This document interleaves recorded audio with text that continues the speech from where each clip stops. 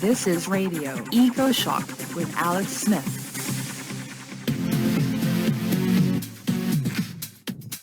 Coming up, Naomi Klein, Bill McKibben and friends on Egypt, the prison state where the COP27 climate conference will meet. But first, they knew they were selling climate disaster. They didn't care. Big Tobacco knew their products were killing their customers. Did oil, gas, and coal executives know they were killing climate and species? Enter investigative reporter and author Geoff Dembicki with his proof, the new book, The Petroleum Papers, Inside the Far-Right Conspiracy to Cover Up Climate Change. Geoff won the 2018 Green Prize for Sustainable Literature. He is a regular contributor to the Tyee and VICE. From Brooklyn, New York, Geoff Dembicki, welcome to Radio Ecoshock. Thanks so much for having me on the show. Well, one of the biggest storms in U.S. history, one of the top 5, just hit Florida after causing blackouts in Puerto Rico and all of Cuba. In your research, did you find evidence executives and owners of fossil fuel companies knew this would happen? I found evidence that oil and gas executives at some of the biggest companies in the United States and the world actually have been warned about the dangers of climate change due to the burning of their products since at least 1959. And the executives have repeatedly ignored those warnings, lied to the public about climate change, and now we're facing the disasters like this hurricane. Tell us about climate activism rising out of the Philippines following their killer typhoon, Haiyan. So in 2013, one of the largest storms ever recorded in human history hit the Philippines, and it killed thousands of people. And so the Human Rights Commission in that country ended up launching an investigation into several dozen of the largest corporate polluters on the planet. And as part of that investigation, it looked into whether these companies had known about climate change and then intentionally hid that information from the public and sabotaged solutions. And the investigation determined that there was a lot of credible evidence to support these types of allegations. So, Geoff, you grew up in Alberta, Canada, home to the notorious oil sands mega projects. What drew you into this expose of the fossil fuel industry? So from a very early age, I was surrounded by oil, often literally. My brother and I played at a playground that was underneath an oil refinery, so we could see the towers of it when we were on the monkey bars. And then, much later, I learned about climate change through things such as watching An Inconvenient Truth, and that led me into a career of climate writing. But I specifically got interested in the history of the lies around climate change after I learned about the Koch brothers for the first time and how they had used their fossil fuel fortune to spend millions of dollars on think tanks that promoted the idea that climate change isn't real. So the Koch brothers happen to own an oil and gas refinery in Minnesota that's one of the largest refiners of oil in the U.S. from Alberta. And I realized then that all of this oil that I had been surrounded by as a kid and growing up was fueling a massive disinformation campaign in the U.S. The old question in criminal trials, Geoff, is what did they know and when did they know it? How early did you find out oil companies were warned their products could change the climate of the world? A really dramatic example of that took place in 1959. And this was at an event at Columbia University that was celebrating the 100th birthday of the oil and gas industry. So a bunch of the heads of the big companies were there. And at the gathering, Edward Teller gave a speech about climate change. And Edward Teller is quite an interesting person to give such a speech because he's one of the people who helped invent the atomic bomb. During his speech, Edward Teller warns the room that the products that these oil companies were pulling from the ground, when those products were burned, they release emissions into the atmosphere Those emissions warm the atmosphere. This could potentially melt the polar ice caps in the very city where the industry was celebrating its 100th birthday. New York City could potentially be underwater one day. So this was in 1959. The industry has had decades to respond to these warnings. Yeah, the fossil fuel companies hired real scientists to look into these dangers posed by their products, but somehow those reports never really made it to the public. Why didn't we hear about this in the 1980s when climate restoration would have been way easier? Or the 1970s, Exxon was conducting very cutting-edge research at the time, spending serious money studying what it called the greenhouse gas effect.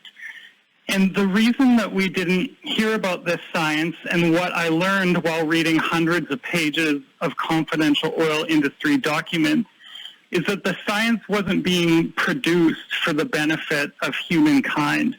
The science was being produced so these companies could learn more about the economic risks facing their business models.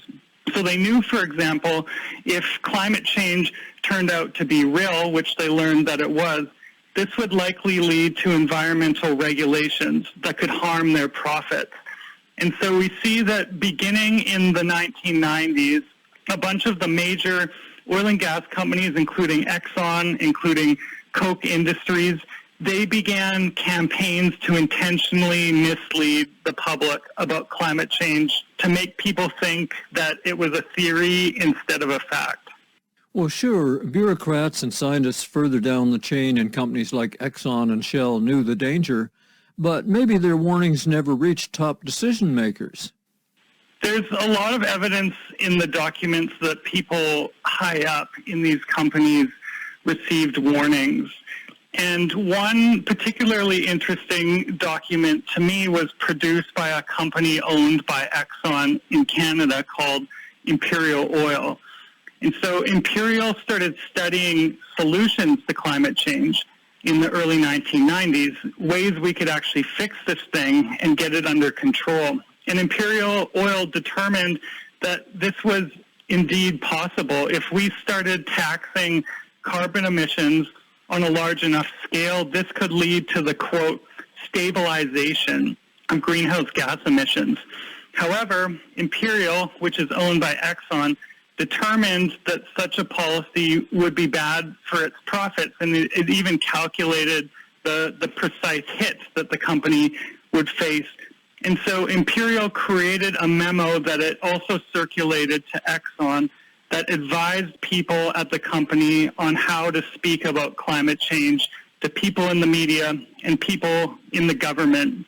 And one of the main talking points was for people at the company to present any solution to climate change as economically reckless, as destroying people's livelihoods.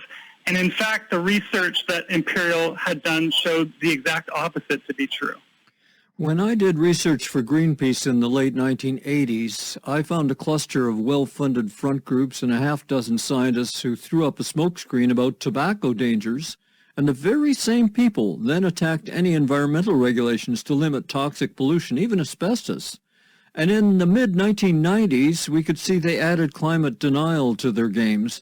Talk to us about the culture of money and climate denial in the 1990s.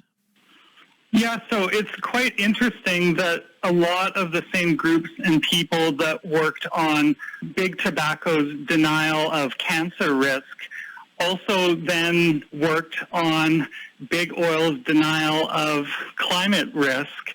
In many cases, these were the exact same organizations. And the 1990s were a really interesting time for climate change because James Hansen had just delivered a warning to Congress about climate change, and he put it on the public's radar for the first time. And there was actually a lot of political momentum across the spectrum to deal with climate change, and it wasn't seen as something that would be really bad for the economy. In fact, a lot of people thought it would create lots of jobs and new industries. And the oil companies that I look at in the book, they were terrified of this because they knew it could drive their business totally into the ground. And so these companies came together behind front groups like the Global Climate Coalition and intentionally spread lies about climate change. And this is all contained in documents written by the industry and its groups themselves. At one point, there was a document examining some of the contrarian theories that the oil and gas industry was pushing, and it determined that these contrarian theories were not legitimate, not scientifically supported, and yet the lies still continued. Well, one of the big stars of climate denial was an alleged climate scientist from the University of Virginia, Patrick Michaels. He said warming would be minimal, the Intergovernmental Panel on Climate Change were all alarmists, and climate was no crisis. Was he paid by big coal and utility companies? Well, he did work on one of the first ever climate change denial campaigns where they were testing out whether this strategy could even work. And that was sponsored by a whole bunch of coal-burning electric utilities. And so in those campaigns, they were, kind of experimental. And they picked 3 small communities in the United States, measured people's views on climate change, and by and large, people thought that climate was serious and governments needed to do something about it. And then the campaign ran ads where Patrick Michaels and others said that this was all being exaggerated, it was just big government, the climate science had a bunch of holes in it, and afterwards, public belief in climate change and the need for action dropped quite a bit. And so the people behind these campaigns knew that they could take this national and have it be effective, and that's exactly what happened. Was the late talk show host Rush Limbaugh also paid for his constant climate denial?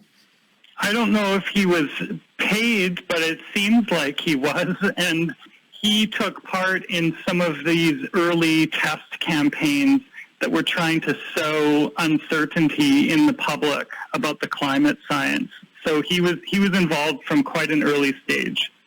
Geoff, did you develop a theory of why so many oil executives are drawn to far-right libertarian politics and fundamentalist Christianity?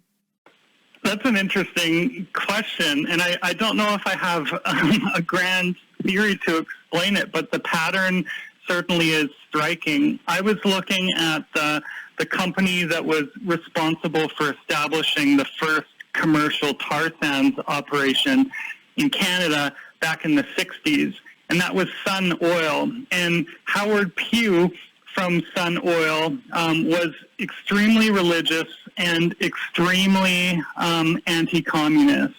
And Pugh had vigorously opposed the New Deal and was just obsessed with the idea that communism was creeping steadily across the entire planet. And so Pugh, due to his religious beliefs and his libertarianism, saw the establishment of a massive tar sands industry in Canada as a way to fight back the godless communism that he thought was taking control of the planet. And you see these types of attitudes again and again among the types of people who lead oil companies.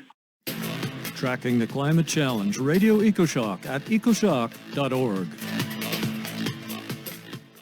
You are tuned to Radio Ecoshock. I'm Alex Smith. Our guest is Geoff Dembicki, author of the new book, The Petroleum Papers, Inside the Far-Right Conspiracy to Cover Up Climate Change. Well, I think another reason, Geoff, that some of these magnates who made billions and billions out of fossil fuels would be attracted to libertarian politics, at least, is that it lets them keep those profits. There's no idea they should have to socialize it and, say, use them to, build hospitals or retaining walls to keep New York from flooding. Exactly. A lot of the people who run large oil companies absolutely hate regulations, especially environmental regulations, which they see as being a drain on their profits. And the perfect case study of this is Koch Industries, which owns the Pine Bend refinery in Minnesota that is the largest refiner of Canadian tar sands oil in the U.S. And this refinery is really central to the whole Coke's business empire. Executives at the company described it as the cash cow of the company, which really made it possible for the Cokes to become the hugely influential business people that they are today. And so for decades, the Cokes have supported think tanks like the Cato Institute, which push the view that government is the problem, any sort of regulation is bad, and oftentimes that climate change isn't even real. And so in addition to confusing the public and slowing down action to fix the disaster, this also allows Coke to keep polluting from its various refineries and other fossil fuel operations. So, right, we've got all kinds of fossil fuel industry expansion around the world. The Australians are increasing their coal production. We have fracking, we have offshore drilling, even attempts to drill for oil and gas in the Arctic. So why in the Petroleum Papers do you, Geoff, focus on the Canadian tar sands as key to the history of climate denial and inaction? The tar sands represent some of the biggest oil reserves on the entire planet, rivaling even Saudi Arabia. And decades ago, really key U.S. companies like Sun Oil, Koch Industries, and Exxon all got involved with the industry. And later, other major players like Shell and BP also got involved. So on one level, the greenhouse gas emissions from the industry have been massive, and that obviously has been bad for climate change. But what I really focused in on the book and what all of the confidential oil industry documents that I reviewed showed me was that this industry helped bankroll a lot of the denial campaigns that we're still living with. Exxon did a lot of its early climate research in Canada, and that was due to an urge to protect its profits in the tar sands. Koch Industries, of course, made a huge part of its early fortune from importing tar sands oil into the United States. And so it had a huge financial incentive to start spreading doubt and delay. And so I don't think it's really possible to separate the Canadian tar sands from a lot of the disinformation around climate that we've witnessed over the past few decades. Has anybody been able to figure out actual numbers for how much atmospheric carbon the Canadian tar sands are responsible for? I'm sure people have done that type of research, and what I can say is that the tar sands emissions are huge. They're still growing. They're the number one reason why Canada has been unable to achieve its climate targets. And they're currently considered one of the carbon bombs across the planet that has the potential really, to drive us over the edge in terms of climate change. Well, let's talk about Canada for a second. For 10 years, Canada suffered through Prime Minister Harper, who pretty well worked for the Western oil interests. The Canadian government became odious internationally, trying to water down or kill climate agreements behind the scenes. We were so relieved to get climate-talking Justin Trudeau instead for Prime Minister, but then Trudeau pushed pipelines. He even spent billions of dollars of taxpayers' money to build a pipeline no private company would touch. What happened to the Green Prime Minister of Canada? Well, both those leaders are really interesting, and Stephen Harper is interesting because he actually worked at the Exxon-owned Imperial Oil earlier in his career, and later when Harper was Prime Minister, he adopted a lot of the same tactics around climate science as his former employer. The Canadian government was producing a lot of really credible climate science. Harper brought in efforts to make sure that journalists couldn't learn about that science, and he cut funding to the departments that were creating it.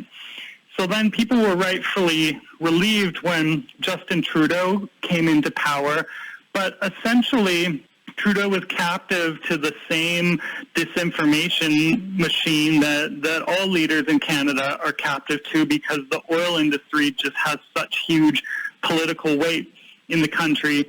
And what I thought was really fascinating and also damning was that after Trump became president, there were documents produced by the Canadian government showing that it actually viewed this as a good thing for the country's oil industry and an opportunity that oil producers could exploit.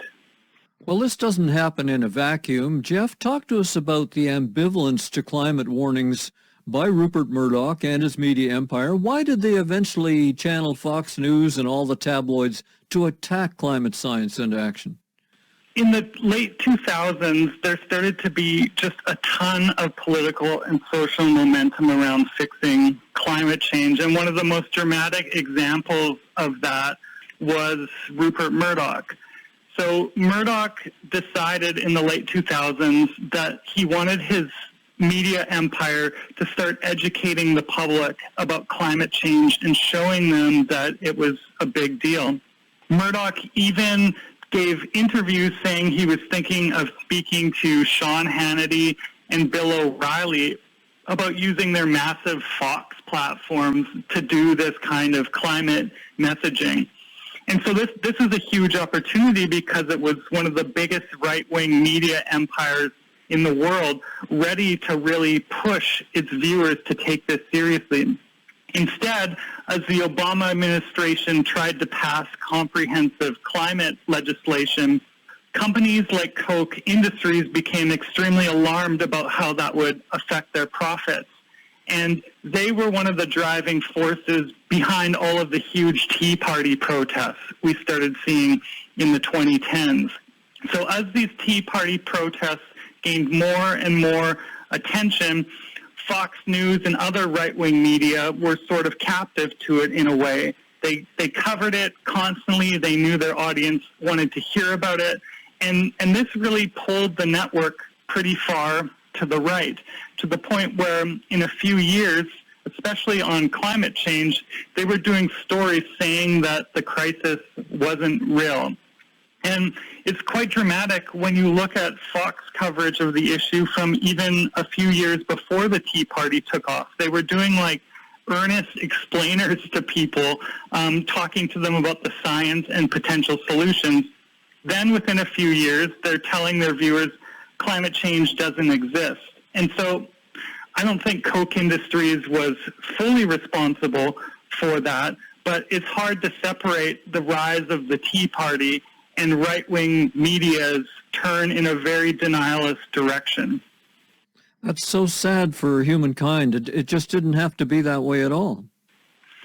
We had so many opportunities to get this emergency under control, decades and decades of opportunities, and what my research has shown me is that at every moment of opportunity, the lies from oil and gas intensified to such a degree that it's been hard for people to sort out what is true and what's not. And ultimately, the end result of that has been that we squandered many of these opportunities. And talk to us about the infiltration of big oil into the Trump administration. How the heck did Exxon oil executive Rex Tillerson become Secretary of State? I mean, was the Trump administration really a kind of glory peak for the big oil takeover of America? In some ways, it certainly seems that way, and I would have loved to have watched the conversations among Trump administration people as they deliberated about making Rex Tillerson Secretary of State.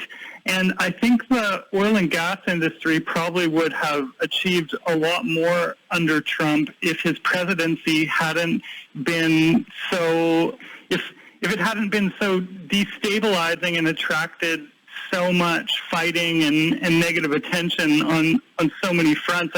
I think the oil and gas industry would actually prefer someone a bit less bombastic than Trump. Someone like Stephen Harper, for example, in Canada, who is very boring and sort of emotionless in public, and then behind the scenes gives them a wish list of everything they want. Has the oil industry given up their fight to stop climate action, even now in 2022? Oh, no, absolutely not. And there's a really interesting congressional investigation led by Democrats underway right now into the lies of the oil and gas industry, which just released a bunch of internal documents from companies like Exxon and Shell. And the documents show people in the company kind of revealing that despite all of the promises for climate action made by companies like Exxon, that's not actually translating into any changes in their business model behind the scenes. At the end of the day, these companies still want to dig up as much oil and gas as possible. And many of us hope for some sort of justice, but there will be no climate prosecution for Virginia professor Patrick Michaels. He passed away a few months ago. I wonder if there will be climate tribunals someday with old men brought to court like the old Nazis were for the Holocaust crimes against humanity. How is climate doing in the courts? Well, there are lawsuits filed against the industry in more than 20 jurisdictions across the United States, and the Canadian city, Vancouver, recently took some action in that direction. And a lot of these lawsuits rely on the same documents that I used to write this book. It could be several years before any of these lawsuits result in a ruling, but many of the people who are helping push these lawsuits forward are also looking back to the tobacco lawsuits. And actually some of the lawyers on the big oil stuff were also lawyers against big tobacco. With tobacco, it took decades and decades to break through the industry's wall of lies. But when that break did come, it led to one of the largest corporate settlements in human history. And you can only imagine that such a settlement would be many, many times larger for the big oil companies. For now, the harsh fact is climate crime does pay, at least until the sea washes over your oceanfront estate or climate crashes the civilization and the banks that keep your money. So you can lie for fossil fuel companies and die rich. Geoff, how do you keep your faith in living? How do you keep going? For a long time, we've been fed this idea that we're all equally responsible for climate change, through the cars that we drive, heating our homes. And to me, this is actually a really demoralizing narrative, because if we're all equally responsible, then nobody can be held accountable for sabotaging all of the solutions that we've had over the years. And so when I did this research and I reviewed all of these confidential documents, that alerted me to the fact that we're in the situation that we're in now largely due to the actions of a relatively small number of companies and executives. And that, to me, is a much more hopeful narrative, because it shows that if we hold these companies accountable, we can potentially remove one of the hugest roadblocks to action. And these might be extremely powerful companies, but I think that task is still a lot easier than changing the individual behavior of billions and billions of people across the planet. Geoff Dembicki, your previous book was Are We Screwed? How a New Generation is Fighting to Survive Climate Change. You were looking for signs of hope in younger people ready for climate action. How is that looking 5 years later as the heat, fires, floods, and megastorms keep on coming? I would say I still feel hopeful, and a lot of the younger people I was talking to in that book have gone on to exert pretty huge influence on climate policy all around the world. And you can see that, for example, in all of the talk we've had over the past few years about the Green New Deal, which was really a policy that was pushed by younger climate activists. And I think even in the huge Inflation Reduction Act that the Biden administration just passed, which for all its flaws is still one of the biggest investments in climate action in federal U.S. history, I still have hope. And as we wrap up here, Geoff, is there anything else that you would like to tell our listeners, kind of a summing up of where your book is coming from? I would say that at the moments when listeners feel like they're being bombarded with the most lies and they feel the most confused about climate change, that's a deliberate strategy, and that roar of disinformation is so loud because we have a huge opportunity to actually do something positive about the crisis. And my reporting alerted me to how this happens time and time again. The moments when we face the greatest possible opportunity is when the lies become the loudest. From Brooklyn, New York, we've been speaking with author and investigative journalist Geoff Dembicki. You can look for his new book, The Petroleum Papers, Inside the Far-Right Conspiracy to Cover Up Climate Change. As always, I will post more information and helpful links in my weekly show blog at ecoshock.org. Geoff, thank you for speaking truth to power here on Radio Ecoshock.